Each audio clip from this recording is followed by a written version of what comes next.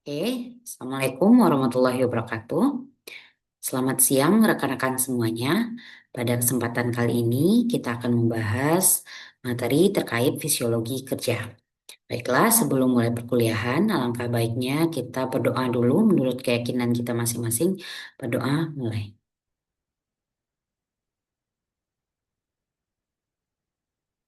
Oke, selesai.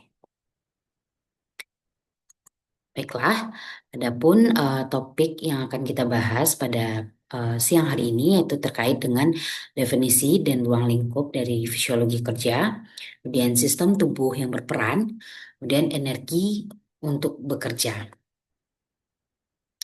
Oke, di pendahuluan kita akan bahas terkait dengan metabolisme dan fisiologis, kemudian bagaimana menentukan metabolisme total. Dan nanti dilanjutkan dengan beban kerja secara fisiologis yang mana kita akan mempelajari terkait dengan energi expenditure. Oke, sebelumnya kita akan bahas dulu kenapa sih penting untuk kita mengetahui terkait dengan fisiologi kerja. Jadi fisiologi kerja itu sendiri sebenarnya salah satu isu penting yang mana diperlukan untuk memahami mengenai kapasitas fisik seseorang. Jadi dengan adanya fisiologi kerja ini, kita dapat mengevaluasi berat ringannya beban fisik yang dialami oleh seseorang pada saat mereka bekerja. Gitu. Jadi dengan melakukan pendekatan dari fisiologis kerja, kita bisa melihat kemampuan maksimal tubuh dalam menghasilkan energi dan merupakan fungsi dari ketersediaan zat-zat gizi serta kemampuan tubuh dalam memperoleh oksigen. Oke, kita lanjut. Pengaruh pekerjaan terhadap manusia dalam suatu sistem kerja. Itu dipengaruhi dari kriteria Faali, yaitu kecepatan denyut jantung, konsumsi oksigen, tekanan darah, tingkat penguapan, temperatur, komposisi kimiawi dalam darah, dan air seni. Kemudian ada kriteria kejiwaan, itu kejenuhan, emosi, motivasi, sikap, kemudian bagaimana seseorang itu memandang sesuatu itu juga mempengaruhi dari fisiologi kerjanya. Kemudian aspek terakhir yaitu terkait dengan kriteria hasil kerja atau output produk yang dihasilkan. Oke, bagaimana kita mengukur performansi sistem kerja? Jadi kalau kita mau mengukur performa kita itu baik, biasanya dilihat dari segi waktu, dari segi tenaga, sama dampak psikologis dan sosiologis. Semakin minim waktunya, semakin minim tenaganya, kemudian dampak psikologisnya juga semakin minim, berarti performanya juga semakin baik. Oke, kita lanjut. Pembakaran energi pada manusia versus mesin. Fungsi otot langka adalah berkontraksi untuk menggerakkan bagian tubuh lebih dekat satu sama lain. Sebagian besar otot langka melekat pada tulang di sepanjang sendi. Yang mana hal ini digunakan untuk menghasilkan energi untuk memindahkan part atau bagian dan membutuhkan bahan bakar dan oksigen untuk memprosesnya dan menghasilkan panas dan produk sampingan lainnya. Sementara kalau aktivitas mesin pada tubuh manusia melibatkan proses metabolisme. Konsep metabolisme. Metabolisme kita waktu semester lalu sudah belajar di anatomi dan fisiologi manusia bahwasanya metabolisme itu sendiri adalah proses kimiawi yang mana terjadi dalam tubuh makhluk hidup, eh, penyusun atau pengurai dalam bentuk suatu zat agar dapat mudah terserap oleh tubuh.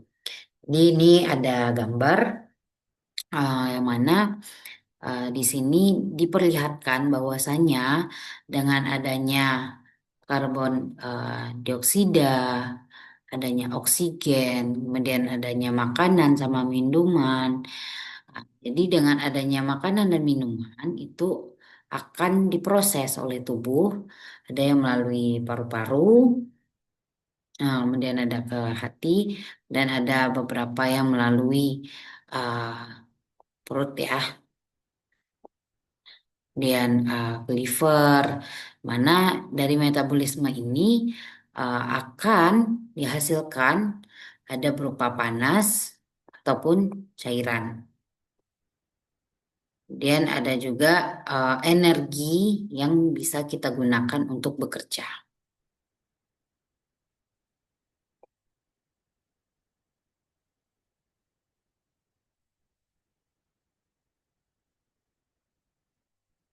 Oke, konsep metabolisme itu sendiri ada katabolisme dan anabolisme. Di mana katabolisme yaitu proses menguraikan zat menjadi partikel-partikel kecil yang nantinya dirubah menjadi energi, sedangkan anabolisme yaitu proses penyusunan senyawa organik yang berasal dari molekul tertentu agar dapat mudah diserap oleh tubuh.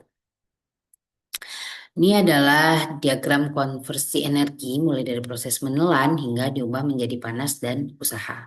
Yang mana ini adalah penjabaran lebih lanjut dari diagram sebelumnya. Yang mana pada saat metabolisme itu ada energi yang disimpan, ada juga energi yang dikeluarkan. Gunanya bisa untuk maintenance tubuh atau bisa juga untuk penggunaan dalam bentuk otot, mana untuk kerja dan menghasilkan panas gitu ya.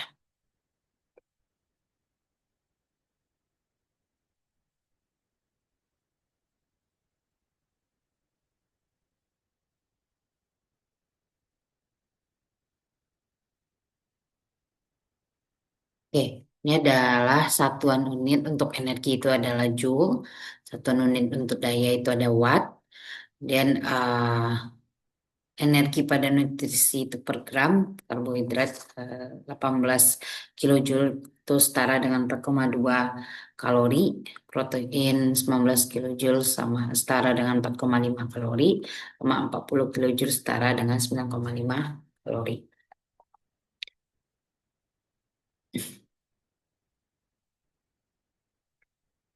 Komponen metabolisme.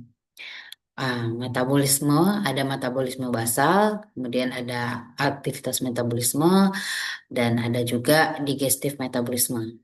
Kemana 60% itu merupakan metabolisme basal, karena banyaknya energi yang dipakai untuk mempertahankan fungsi vital tubuh. Jadi misalnya uh, fungsi jantung, paru-paru, dan lain-lain organ-organ vital kita yang diukur saat tubuh secara fisik dan mental sempurna. Dan aktivitas metabolisme atau metabolisme waktu kita beraktivitas atau bekerja. Dan ada digestive metabolisme, itu energi yang digunakan dalam proses pencernaan.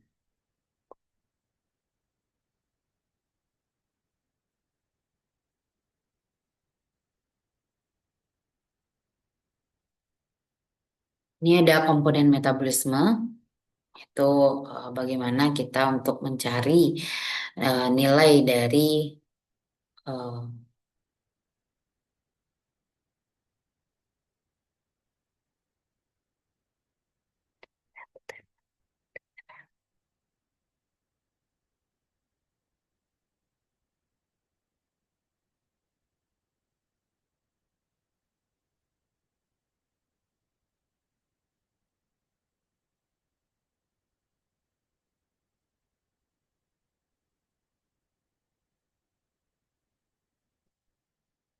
yaitu TMR, total metabolisme rate, itu sama dengan basal metabolisme rate ditambah dengan activity metabolisme rate ditambah dengan digestive metabolisme rate. Jadi total dari semua aktivitas metabolisme tersebut.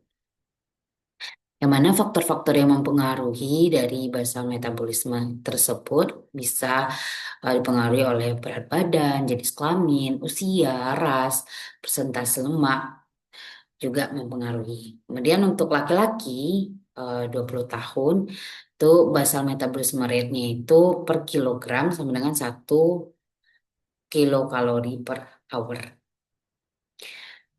per kilogram berat badan.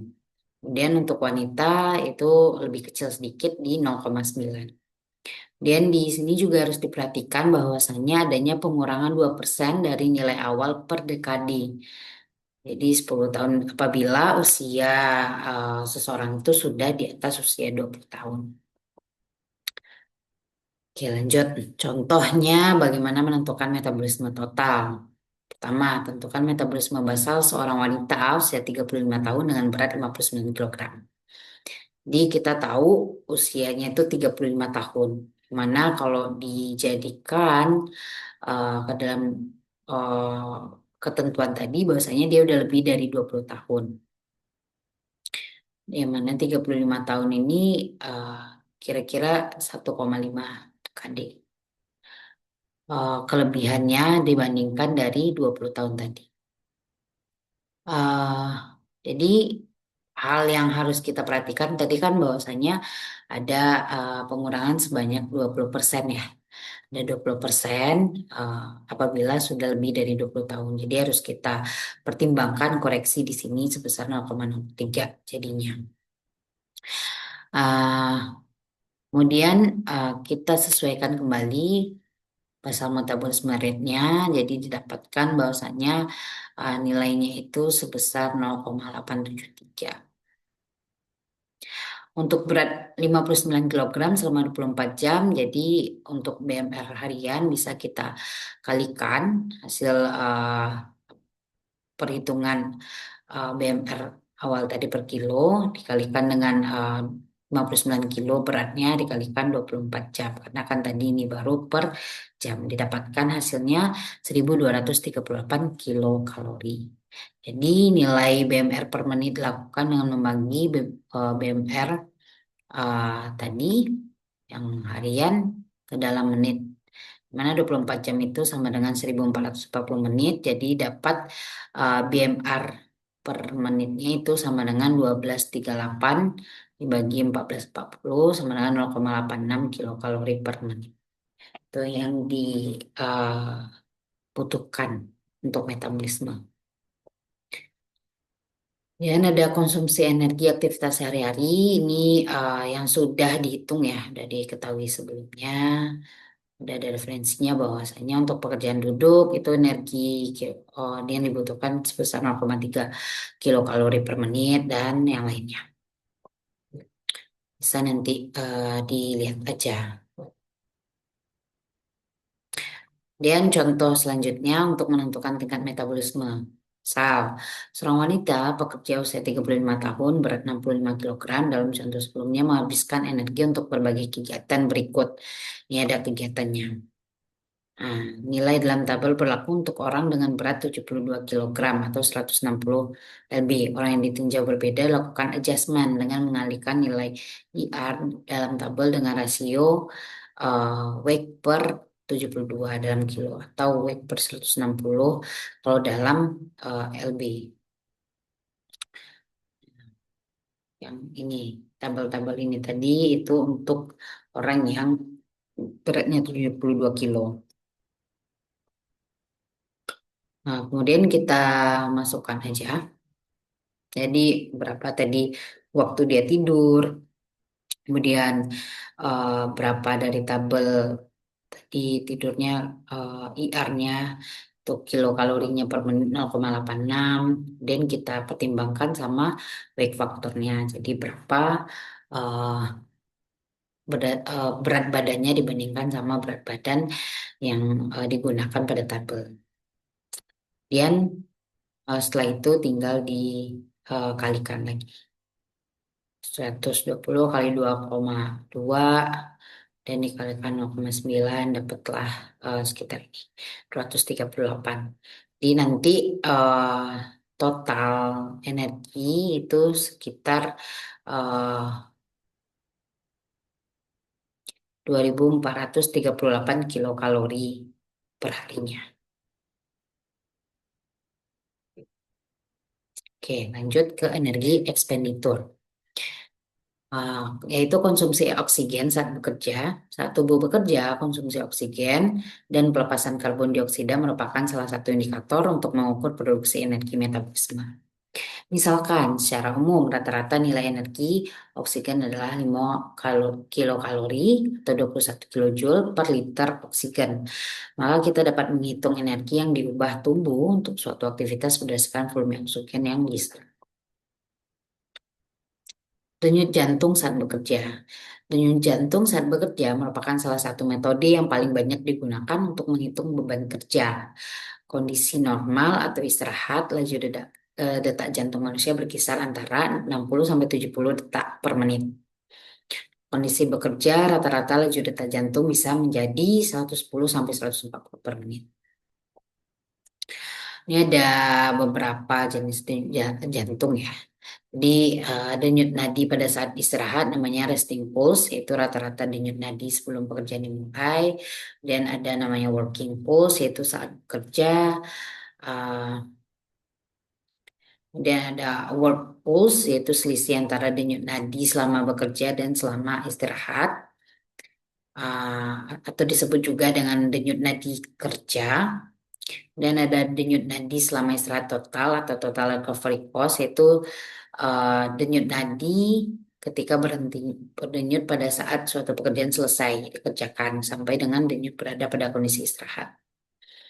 Kemudian ada denyut kerja total atau total work cardiac cost, itu jumlah denyut jantung dari mulainya suatu pekerjaan sampai dengan denyut berada pada kondisi istirahatnya. Oke, selanjutnya itu bagaimana sih cara pengukuran? Jadi bisa menggunakan cardio tachometer dan pulse meter. Atau mungkin sekarang kan udah ada smartwatch ya, jadi bisa juga menggunakan smartwatch. Atau bisa juga dilakukan dengan cara manual, yaitu meraba denyut pada arteri radialis.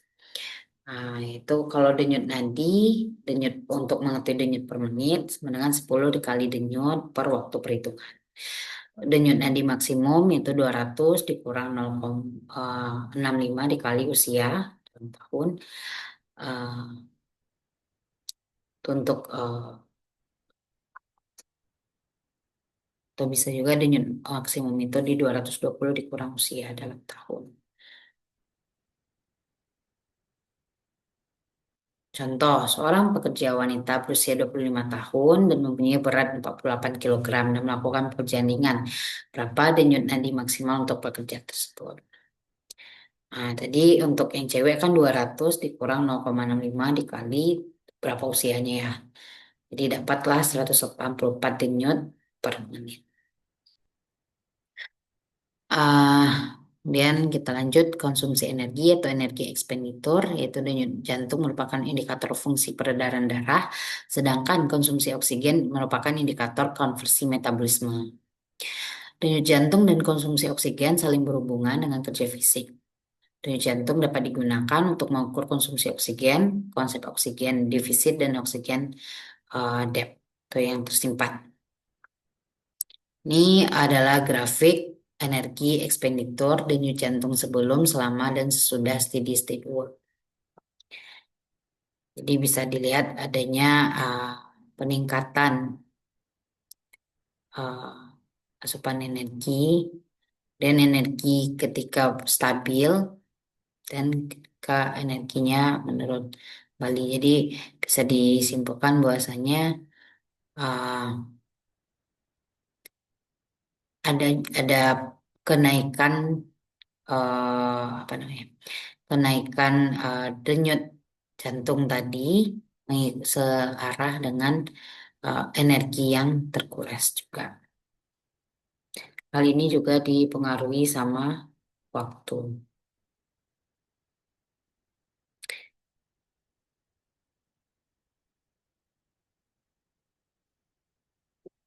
Ini klasifikasi beban kerja berdasarkan energi ekspenditur dan denyut jantung. Ada light atau rendah ya, easy, medium, berat, sangat berat, sangat berat sekali atau extremely heavy. Mana energi yang dikeluarkan itu sebesar 10 kilojoule per menit untuk pekerjaan bisa dikategorikan ringan atau denyut jantungnya itu 90 atau lebih rendah dan yang lainnya. Ini nilai uh, PO2, max MET, dan RPE berbagai aktivitas fisik. Jadi kalau kategorinya high itu ketika VO2-nya itu 85 sampai dengan 100%. Atau metabolic measure-nya ketika kita memperhitungkan metabolismenya lebih besar dari 9. RPI-nya atau rating perceived effort berdasarkan Bjork scale itu lebih besar dari 17. Jadi apa yang akan terjadi? Ah, Yaitu pekerjaan itu nggak boleh harusnya dilakukan lebih dari 10 menit gitu. Jadi perlu istirahat.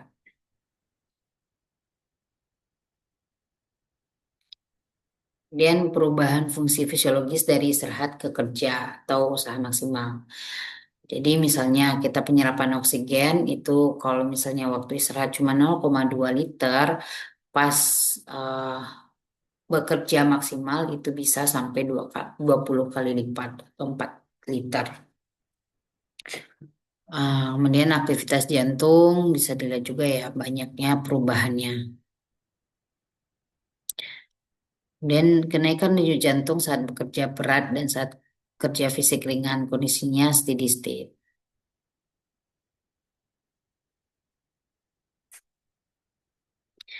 Ini ketika kita denyut jantungnya mulai bekerja, jadi dari posisi istirahat, astaga, dari posisi istirahat, kemudian mulai bekerja tuh denyut jantungnya mengalami kenaikan.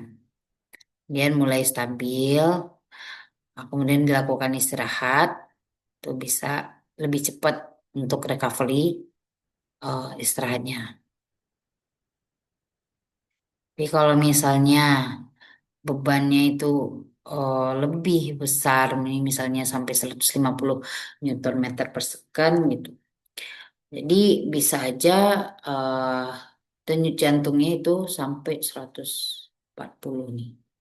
Mana yang waktu yang dibutuhkan untuk istirahat juga bakalan lebih lama. Ini adalah rekomendasi energi ekspenditur dan denyut jantung pekerja untuk 8 jam kerja per hari. Konsumsi energi beberapa pekerjaan di kalau kita sebagai sekretaris dibutuhkan sebesar 2.700 kilokalori per hari dan yang lainnya. Kemudian kita mau coba gimana menghitung energi ekspenditur. Jadi untuk merumuskan hubungan antara energi ekspenditur, kecepatan denyut jantung dilakukan pendekatan kuantitatif antara energi ekspenditur dengan kecepatan denyut jantung dengan analisa regresi. Jadi bentuk regresi ini hubungan energi dengan kecepatan denyut jantung secara umum adalah regresi kuadratis dengan persamaan sebagai berikut. Jadi ini udah fix ya. Jadi X itu adalah kecepatan denyut jantung, lalu tentukan besarnya konsumsi energi yang ada dengan rumus matematis, konsumsi energi untuk kegiatan tertentu itu eh, ya Grangen menyatakan pengeluaran energi untuk metabolisme basal selama waktu istirahat dan konsumsi energi untuk keperluan pribadi adalah sekitar 2.000 sampai 2.300 kilokalori. Berarti dalam bekerja rata-rata dikeluarkan energi sebesar 4,5 sampai 5 kilokalori per menit. Untuk menjaga kebugaran fisik, setiap hari harus dicukupi kebutuhan energi minimal 3.000 kilokalori untuk pria dan 2.400 kilokalori untuk wanita. Ini kebutuhan fisik akan berbeda untuk setiap aktivitas.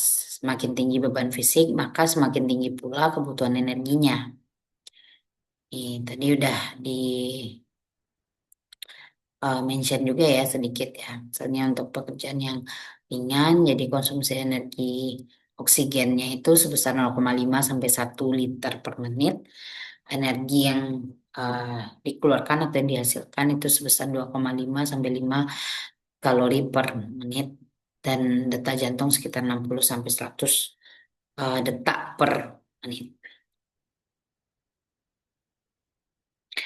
Peningkatan denyut nadi mempunyai peran yang sangat penting di dalam peningkatan cardiac output dari istirahat sampai kerja. Ya, jadi untuk kita mencari heart rate reserve atau HR reserve bisa dicari dengan cara nih denyut nadi kerja dikurang dengan denyut nadi eh, istirahat per denyut nadi maksimum dikurang denyut nadi istirahat kali 100.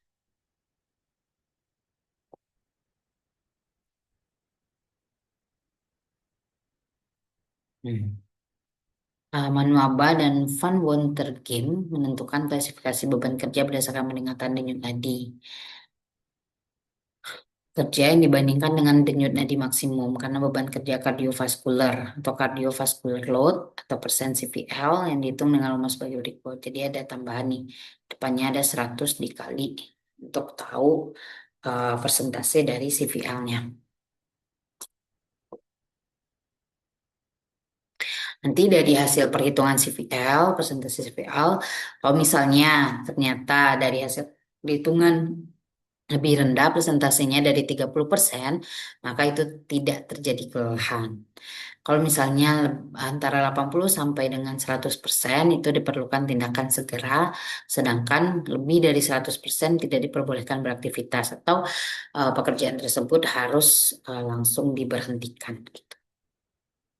Atau dicari deh, dieliminasi gimana caranya untuk bisa diubah risikonya.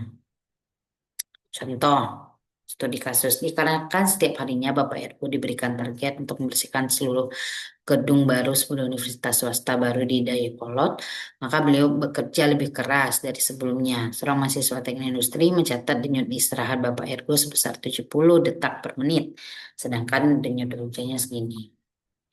Kemudian bagaimana rekomendasinya? Sementara umurnya itu ada 47 tahun dan dia bekerja selama 11 jam sehari. Oke, kita cari persentase CVL, dapatkan persentase CVL-nya di 51,46%. Kesimpulannya dikarenakan persentase CVL-nya 51,46%, maka diperlukan perbaikan. Dan kita mau tahu gimana sih rekomendasi perbaikannya. Mana jika dilihat dari segi energi yang dikeluarkan, maka kita bisa melihat bahwa konsumsi energi yang dikeluarkan adalah sebagai berikut. Ya, jadi konsumsi energi Pak Ergo adalah 3,7 kilokalori per menit. Jika beliau bekerja selama 11 jam, maka total energi yang dikeluarkan adalah ini 11 dikali 60, karena tadi menit ya, dikali 3,7. Jadi sebesar 2.442 kilokalori. Sedangkan menurut angka kecukupan gizi 2013 menunjukkan bahwa nilai gizi seorang laki-laki berusia 47 tahun adalah 2.350. Diasumsikan bahwa energi yang dikonsumsi Pak Ego sesuai dengan angka kecukupan gizi tersebut. Karena energi output lebih besar daripada energi input, maka masalah tersebut tidak bisa diselesaikan hanya dengan memenuhi gizi. Jadi nggak bisa nih cuman perbaikan makanan dan lain-lain. Jadi apa sih yang harus dilakukan? Jadi bisa dilakukan dengan perancangan alat bantu ergonomis atau misalnya faktor lingkungan harus diperbaiki, misalnya nambah ventilasi atau yang lain, yang mana beban kerjanya itu berkurang. Atau bisa juga mengurangi pembebanannya. Mungkin pekerjaannya eh, dikurangin atau tambah lagi pekerja lain. Oke, mungkin itu ya teman-teman eh, pembahasan kita terkait dengan fisiologi kerja. Nanti kita akan bahas lagi di kelas untuk merefleksikan terkait materi yang sudah kita pelajari. Terima kasih.